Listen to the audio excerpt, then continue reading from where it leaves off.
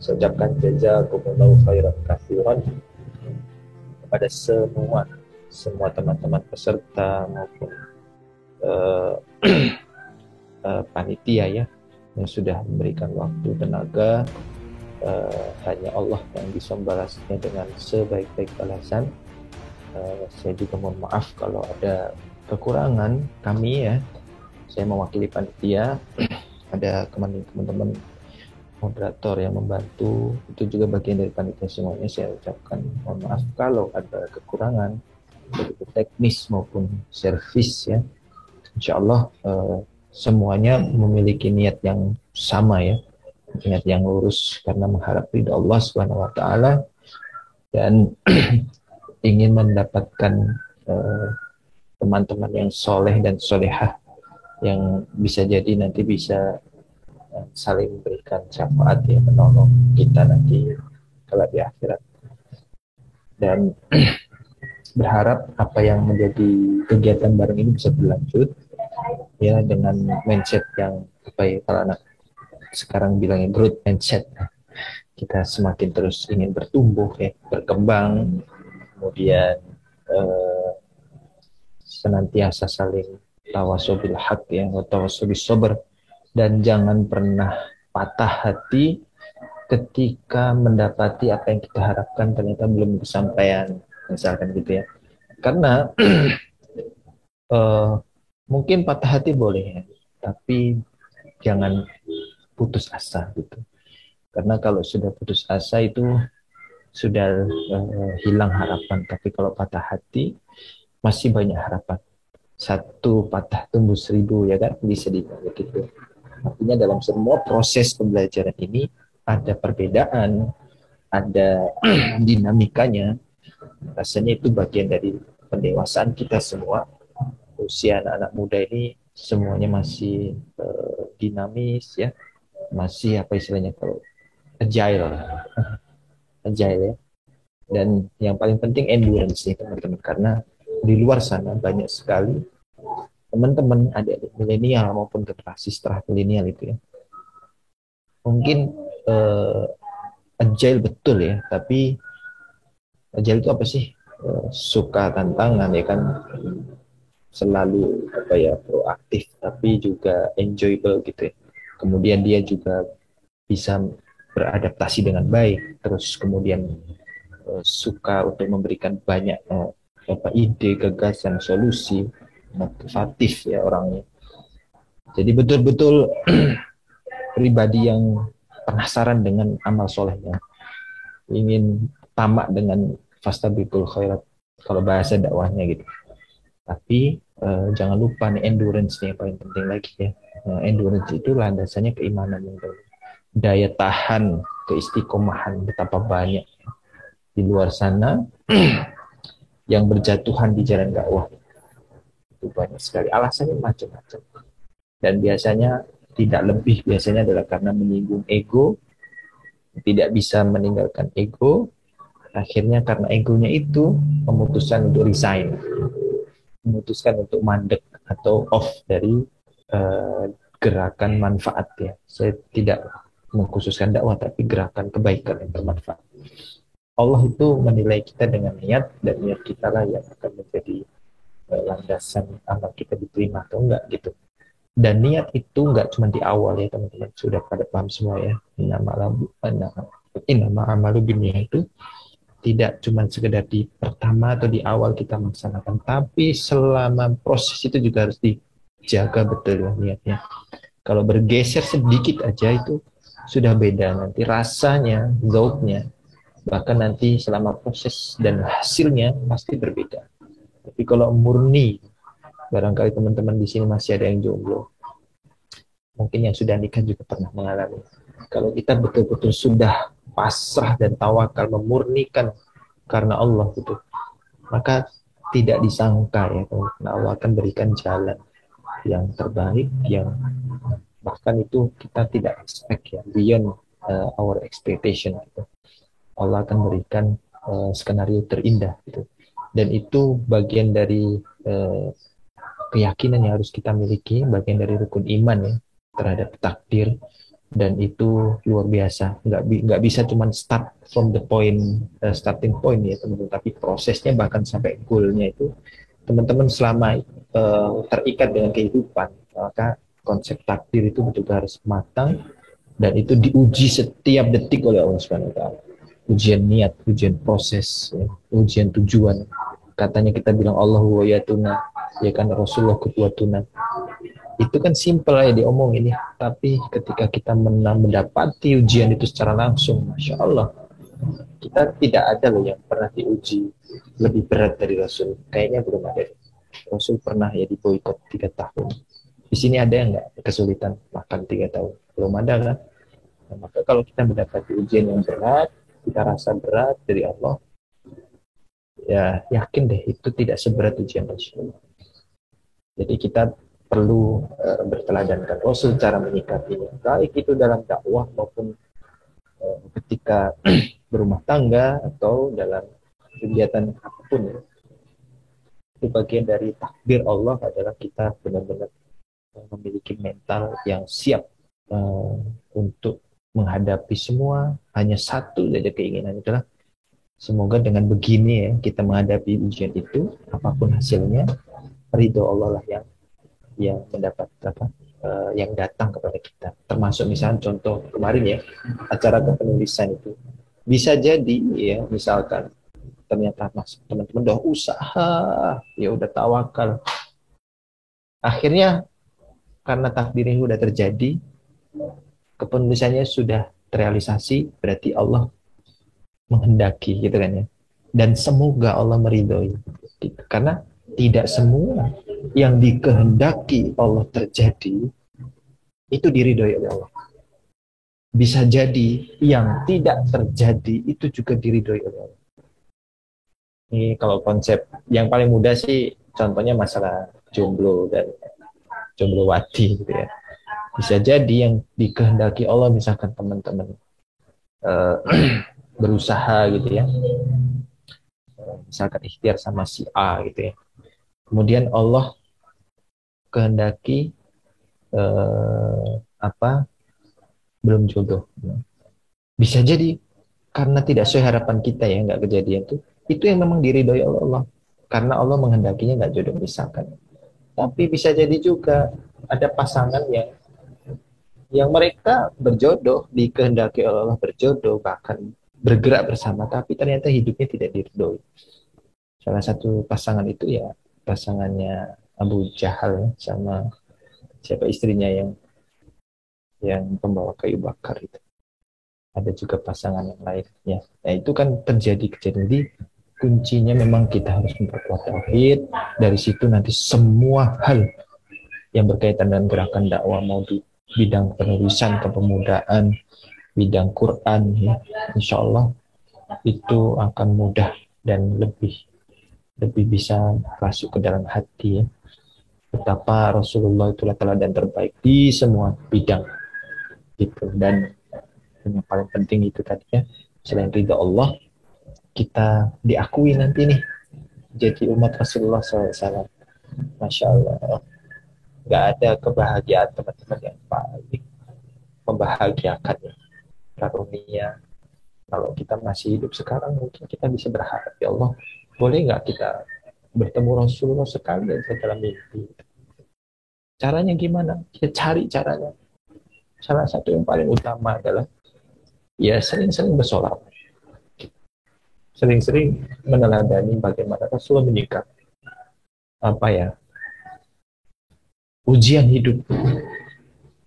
Kunci-kuncinya di situ. Nanti tinggal kita berdoa, ya Allah, saya sudah sepenuh hati, sepenuh jiwa raga meneladani Rasul, dan Engkau tahu ya Allah, saya betul-betul bersungguh-sungguh. Boleh nggak pertemukan saya dengan Rasulullah di dalam mimpi misalnya? Itu anugerah teman-teman. Itu juga bisa misalkan teman-teman harapkan. Nah, terus nanti kebahagiaan yang hakiki lagi adalah bertemu wajah Allah SWT. Dan itu tidak akan pernah kita dapatkan kalau kita nggak masuk surga. Kunci masuk surga ya ittiba ala Rasul. Fattabi'uni yuhibbukum. Mulai dari hal kecil, hal yang paling sederhana, baik sebagai orang pemuda gitu ya, sebagai seorang ayah, seorang ibu, atau seorang anak gitu. Nah, apa yang terdekat amanah di kita ini kita lakukan sebaik-baiknya sebagaimana teladan kepada Rasul, dan jangan kemudian berputus asa ya, karena warahmati wasi'akulasai, jalan solusi yang dirahmati oleh Allah itu kullasyai, meliputi segala sesuatu, bahkan mungkin langit dan bumi. Terlalu banyak jalan yang bisa dicari untuk mendapatkan rahmat Allah daripada satu pintu putus asa. Ya, kalau kita sudah punya rasa, karena itu digoda oleh setan. Ya, dosa, ya, maksiatnya orang maksiat, ya, dosa terbesarnya adalah putus asa.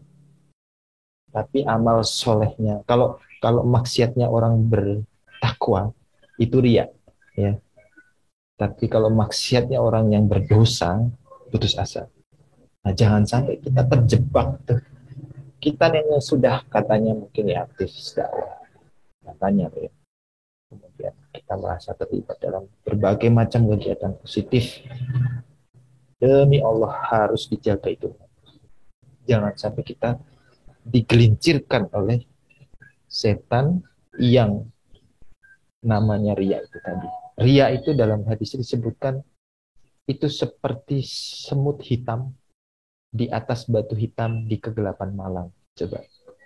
Itu penyakit ria itu sehalus itu bisa masuk ke dalam dada kita.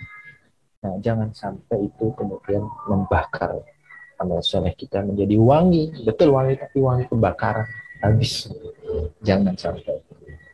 Nah, itu tadi. Jadi, nah kalau dosanya orang yang bermaksiat, atau maksiat atau dosanya yang paling besar dari orang yang berdosa ya adalah putus asa.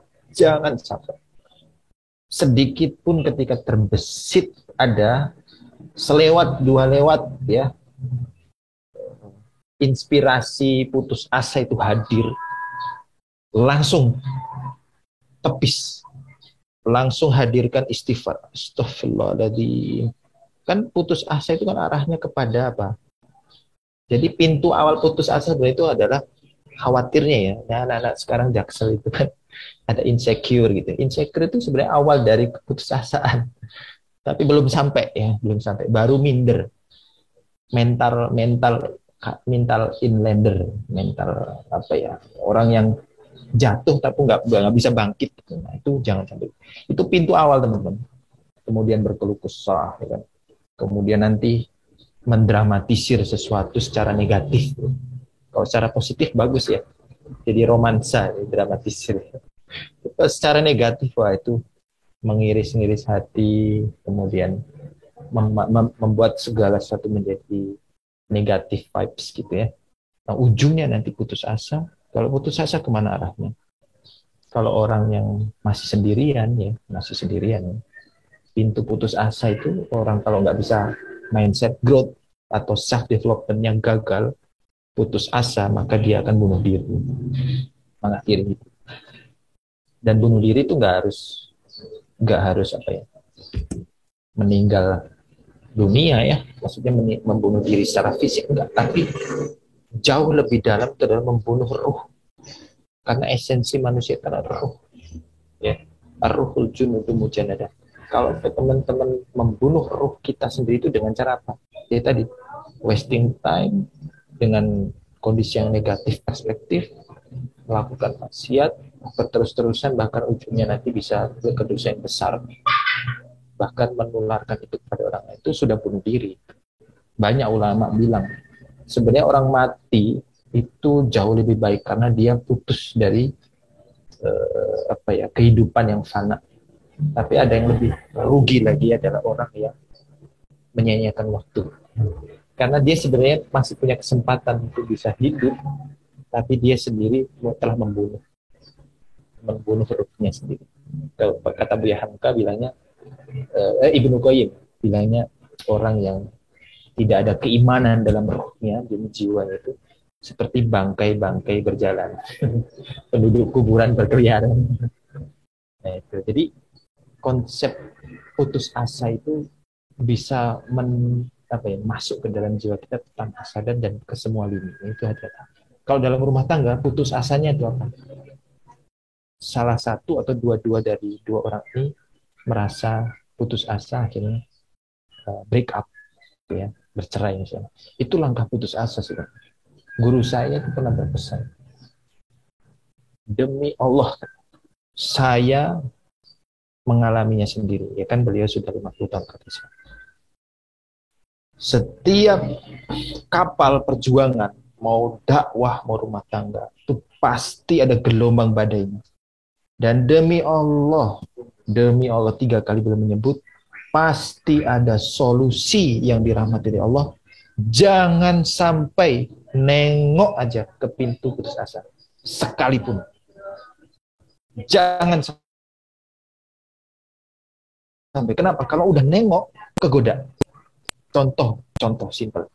Adam, ya teman-teman, Adam alaihissalam dengan Hawa di surga itu kurang banyak apa? Buah-buahan yang disediakan oleh Allah yang boleh dimakan, diambil, dinikmati. Apakah cuma 10 buah biji? Enggak kan? Ada 20? Enggak kan? Bahkan ada jutaan tipe buah kenikmatan yang disediakan oleh Allah. Jutaan di surga. Allah cuma pesan, wala taqraba hadhihi syajarah. Cuma pesan satu, jangan dekat-dekat dengan pohon ini. Cuma satu. Di antara warahmatan wasyi'akulah syait tadi. Di antara semua kenikmatan yang disediakan oleh Allah, opsi-opsi pilihan hidup, pilihan-pilihan keputusan, semua itu dirahmati Allah. Halal, thayyib, ya, dan diberkahi. Di surga itu ada. Tapi karena hebatnya perlawanan setan, dimasukkanlah hasad-hasud ke dalam waswas ke dalam dirinya, kemudian digoda dia untuk menengok satu pohon. Baru nengok. Mungkin hari pertama nengok, itu pohon bagus juga ya, gitu. Hari kedua nengok lagi, kok ada buahnya ya?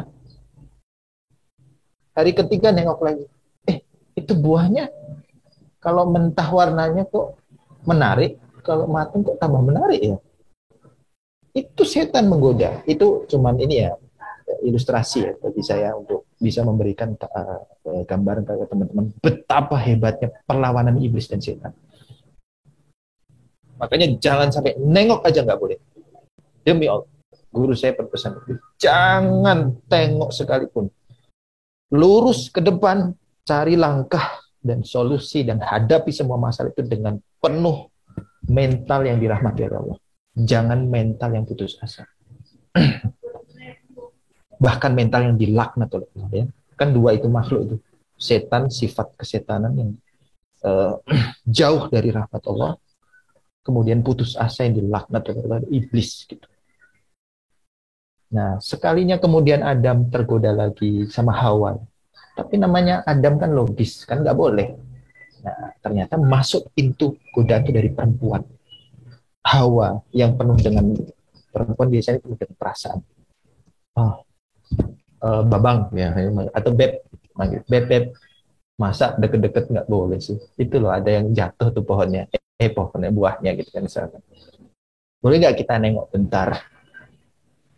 Perempuan pintunya masuk dan akhirnya kejadian apa yang terjadi, mereka berdua akhirnya makan. Dari situ kesingkap semua aurat, ya.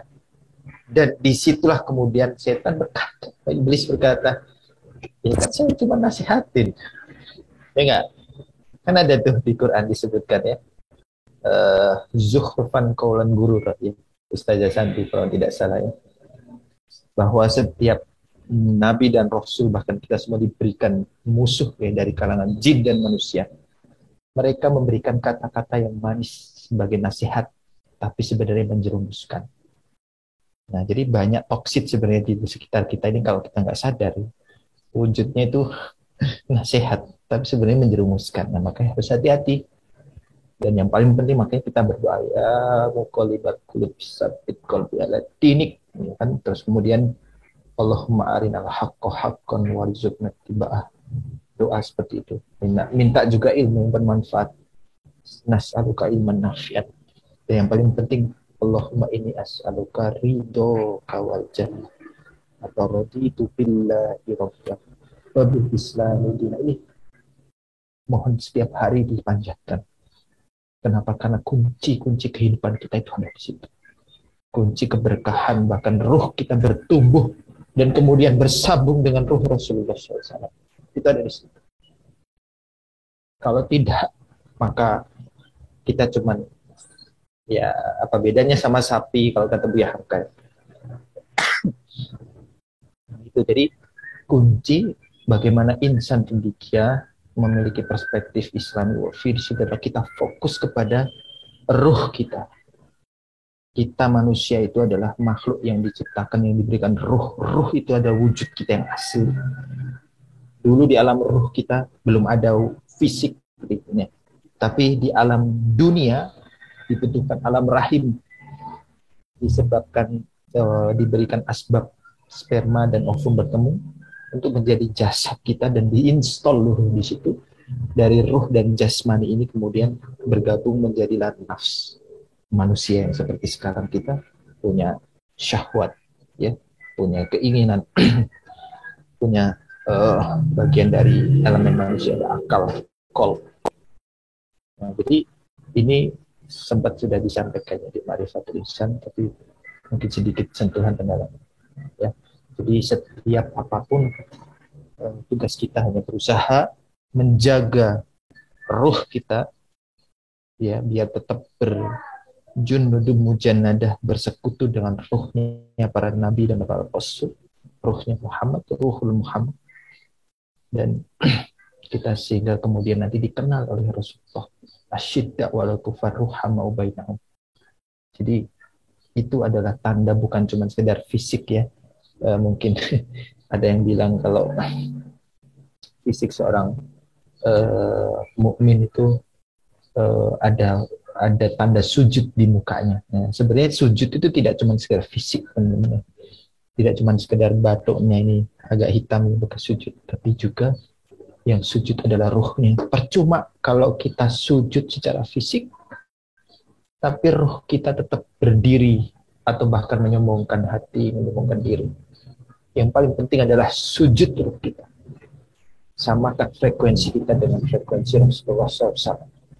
Pribadi yang ibadur rahman, pribadi yang senantiasa mengharap ridha Allah SWT. Apapun masalah kita di dunia ini, yang penting diridhoi oleh Allah. Kalau memang jalan hidup kita sebagai hamba Allah itu harus begini, menerima ujian macam-macam yang berat, masing-masing teman-teman pasti punya ujian, jalani dengan penuh keridhaan. Kalau kita sudah ridho, bagian dari rukun iman, ya, takdir, ya, maka Allah akan ridho pada kita, insya Allah. Nah, ciri khasnya orang ridho itu adalah dia konsisten dalam kebenaran meskipun dia dizolimi, meskipun dia diuji dengan sedahsyat apapun. Kalau ridho, dia akan konsisten tuh, tetap berjalan, nggak mau berhenti. Kalau nggak mampu berjalan, merangkak. Kalau sekali aja teman-teman, mohon maaf ya, tapi tetap dilatih, ya. Ada sifat nggak ridho sedikit aja, nanti bisa kayak Yunus tuh. Ya, Nabi Yunus, dia nggak ridho nih, dakwah udah lama, kok nggak ada yang masuk ajakan saya sih gitu. Capek ya kan? Dia nggak ridho dengan ujian Allah, akhirnya dapat sedikit peringatan dari Allah. Tapi setelah diperingatkan, ya kan, ya, sebaik-baik kita adalah wa khairul khata'in tawabun atau tawabin, ya. Sebaik-baik orang yang bersalah adalah bertobat, berinabah kepada Allah. Dan semoga kita bagian dari orang-orang itu yang mendapatkan kemudahan dari Allah, ya, untuk menjalani, menetapi kebenaran dan kesabaran, dan tetap mengharap ampunan, ya, dan juga ridho dari Allah Subhanahu wa Ta'ala. Nah, gitu teman-teman, ya. Jadi mungkin ini sekaligus penutup.